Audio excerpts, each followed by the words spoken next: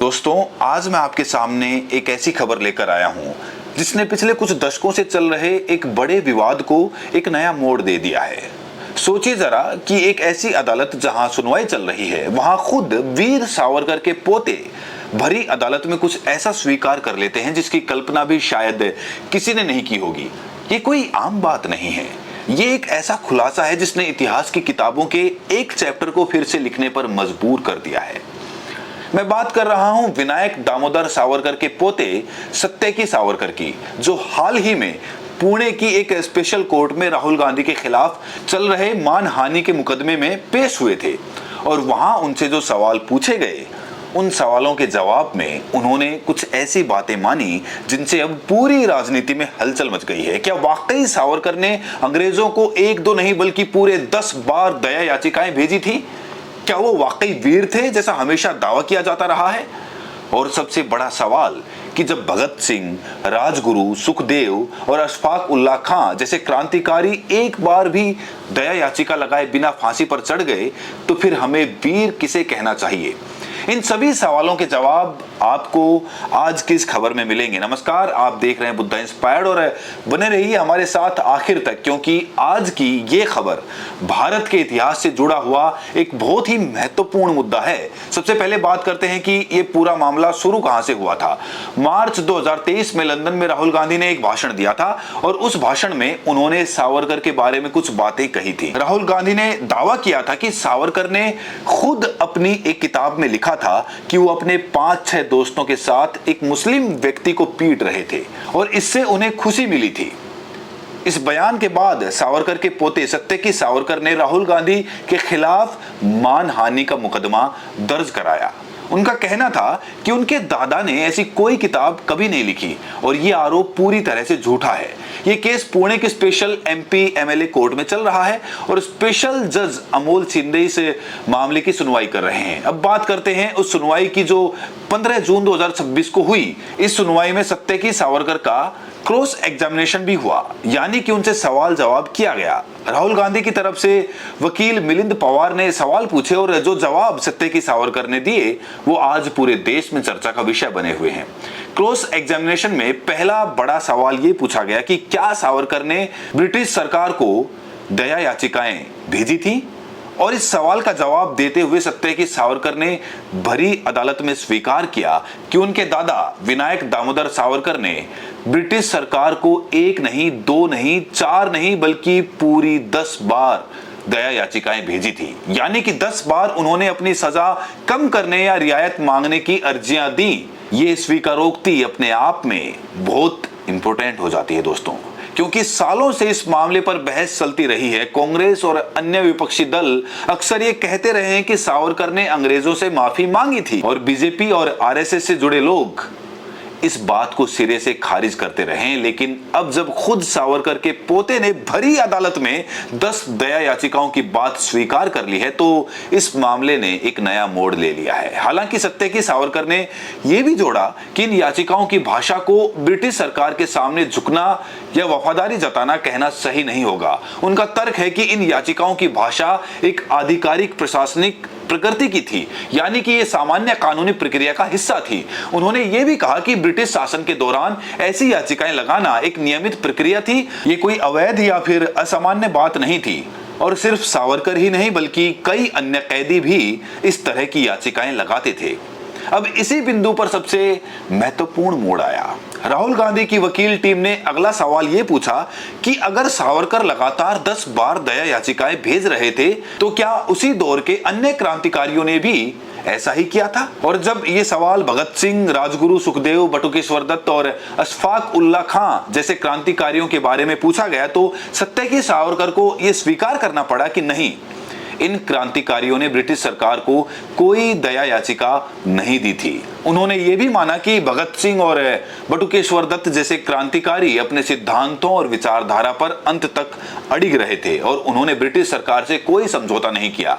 ये स्वीकारोक्ति बहुत महत्वपूर्ण है दोस्तों, क्योंकि इससे ये स्पष्ट हो जाता है कि ऐसे क्रांतिकारी भी थे जिन्होंने अंग्रेजों के सामने झुकने से इनकार कर दिया था, चाहे उनकी सजा कितनी ही कठोर क्यों ना हो, चाहे उन्हें कितनी भी यातनाएं क्यों ना सहनी पड़ी हों। उन्होंने अपने सिद्धांतों से कोई समझौता नहीं किया। और आखिर में मुस्कुराते हुए फांसी के तख्तों पर चढ़ गए। अब बात करते हैं उन सबसे बड़े सवाल की जो इस क्रॉस एग्जामिनेशन में उठाया गया। सवाल यह था कि अगर सावरकर ने 10 बार दया याचिकाएं भेजी थी तो क्या उन्हें वीर कहना उचित है? ये सवाल बहुत मौलिक है क्योंकि हमारे देश में वीर शब्द का इस्तेमाल बहुत सोच समझकर किया जाता रहा है। वीर वो होता है जो डटकर खड़ा रहे, जो विपरीत परिस्थितियों में भी ना झुके, जो अपने सिद्धांतों पर अंत तक अडिग रहे। इस सवाल के जवाब में सत्यकी सावरकर ने एक दिलचस्प बात कही। उन्होंने कहा कि सावरकर को वीर कहे जाने की शुरुआत अंडमान जेल भेजे जाने से पहले हो चुकी थी। उन्होंने दावा किया कि गदर पार्टी से जुड़े एक पब्लिकेशन में सावरकर को वीर कहा गया था।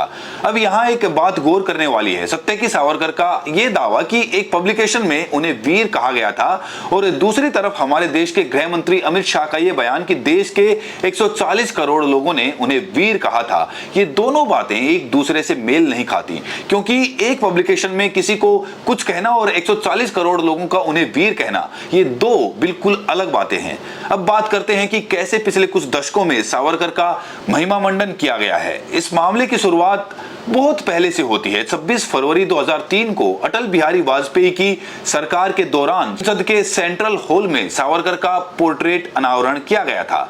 यह एक बहुत बड़ा कदम था क्योंकि संसद के सेंट्रल हॉल में जिनकी तस्वीरें लगती हैं वो देश के लिए विशेष महत्व रखने वाले व्यक्ति होते हैं। इसके बाद साल 2019 में महाराष्ट्र विधानसभा चुनाव के समय बीजेपी ने अपने घोषणा पत्र में सावरकर को भारत रत्न देने का प्रस्ताव रखा था। हालांकि महाराष्ट्र में बीजेपी की सरकार बनने के बाद भी ये वादा अभी तक पूरा नहीं हुआ। साल 2023 में जब नई संसद का उद्घाटन हुआ तो उसकी तारीख भी 28 मई चुनी गई, जो कि सावरकर की 140वीं जयंती का दिन था। इस तारीख के चुनाव को लेकर विपक्ष ने काफी सवाल उठाए थे और इसे सावरकर के प्रतीकात्मक महिमा मंडन के रूप में देखा गया था। उसी दिन प्रधानमंत्री मोदी ने अपने मन की बात कार्यक्रम में सावरकर को महान स्वतंत्रता सेनानी कहा था। उन्होंने सावरकर के बलिदान, साहस और संकल्प की प्रशंसा की थी।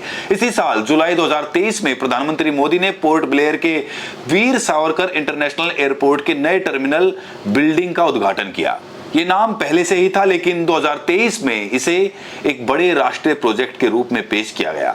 खबरों के मुताबिक पोर्ट ब्लेयर एयरपोर्ट का नाम साल 2002 के आसपास ही वीर सावरकर के नाम पर रखा गया था। और 2002 में देश में किसकी सरकार थी ये सब जानते हैं। सितंबर 2024 में केंद्र सरकार ने अंडमान निकोबार की राजधानी पोर्ट ब्लेयर का नाम बदलकर श्री विजयपुरम कर दिया और यहां भी सावरकर का जिक्र जोर शोर से किया गया। दिसंबर 2024 में लोकसभा में गृह मंत्री अमित शाह ने सावरकर का बचाव करते हुए कहा था कि वीर शब्द किसी पार्टी या सरकार ने नहीं लगाया बल्कि भारत के 140 करोड़ लोगों ने उनके अद्वितीय साहस के कारण उन्हें ये उपाधि दी है।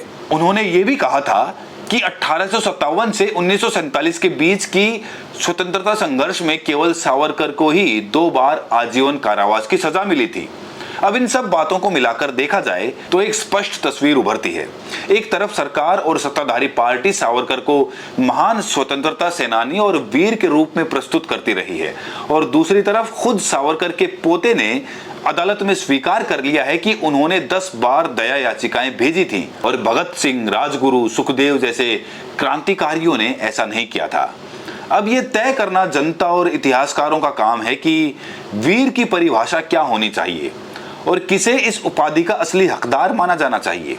अब बात करते हैं इस पूरे मामले के बड़े संदर्भ की। ये सिर्फ एक व्यक्ति के बारे में बहस नहीं है, ये उस इतिहास की बहस है जो हमारे देश की पहचान को आकार देता है। हमारे बच्चे जो पढ़ते हैं, जो सीखते हैं, जो जानते हैं, वो उन्हें ये बताता है कि कौन हमारे आदर्श हैं, कौन हमारे नायक हैं। अगर इतिहास को सही तरीके से नहीं दिखाया जाएगा, अगर तथ्यों को छुपाया जाएगा या तोड़ मरोड़ दिया जाएगा तो आने वाली पीढ़ियां गलत आदर्शों को अपनाएंगी और इसका असर पूरे समाज पर पड़ेगा। हालांकि इस पूरे मामले में एक बात ध्यान देने वाली यह है कि सत्यकी सावरकर ने यह भी दावा किया कि उनके दादा ने अंडमान जेल में लंबे समय से बंद अन्य कैदियों की रिहाई की भी बात अपनी याचिकाओं में की थी।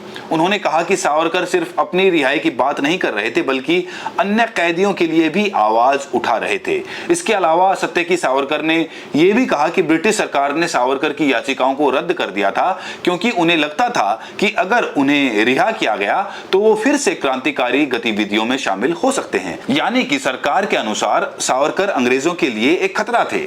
इस तर्क को भी ध्यान में रखना जरूरी है क्योंकि किसी भी ऐतिहासिक व्यक्ति का मूल्यांकन सभी पहलुओं को देखकर ही किया जाना चाहिए। सावरकर के पोते ने यह भी बताया कि भगत सिंह, सुखदेव और राजगुरु को फांसी दिए जाने के अगले दिन सावरकर ने भगत सिंह पर एक कविता लिखी थी और उन्हें वीर कहा था।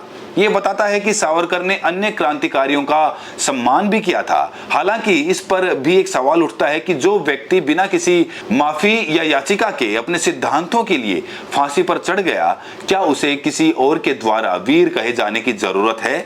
उसका वीरत्व तो उसकी कुर्बानी में ही प्रमाणित हो जाता है। अब फैसला आपके हाथ में है दोस्तों। आप क्या सोचते हैं इस पूरे प्रकरण पर? क्या सावरकर के पोते का यह स्वीकार करना कि 10 दया याचिकाएं भेजी गई थी सावरकर की वीरता पर सवाल खड़ा करता है? क्या भगत सिंह, राजगुरु, सुखदेव जैसे क्रांतिकारी जिन्होंने एक भी याचिका नहीं भेजी, क्या वो वीरता के असली प्रतीक हैं? या फिर सावरकर के पोते का यह तर्क सही है कि वो याचिकाएं सिर्फ एक प्रशासनिक प्रक्रिया थी? ये सब सवाल हैं जिन पर आपको अपनी राय कमेंट्स में जरूर देनी है और साथ में ये भी बताना है कि आप ये वीडियो देश के किस कोने से देख रहे हैं। बहुत बहुत शुक्रिया।